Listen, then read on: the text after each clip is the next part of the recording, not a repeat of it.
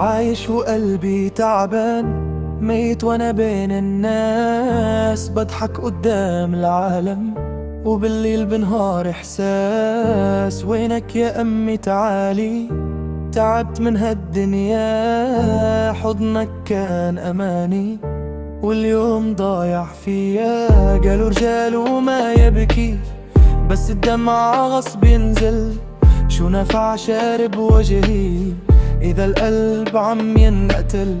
خايف من كل البشر وخايف من حالي كمان، بس يمكن في شمسة شرق وترجع لي شوي أمان. بفايق الصبح عمل يتغير كل شي وبرجع لنفس الروتين، نفس الوجع فيه.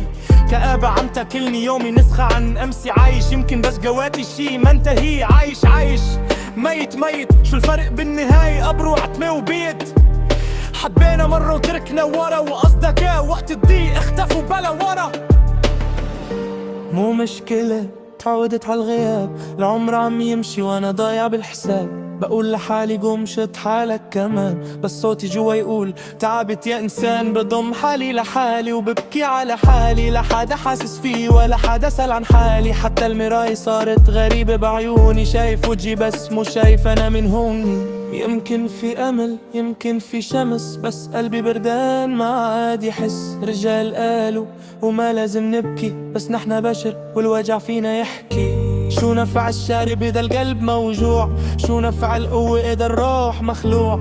طفل جواتي عم يصرخ ويموت ورجل بوجهي ساكت خايف من الصوت. طوينا الصفحة وما في محايا، ألم ايدي بس ضايع بالحكاية.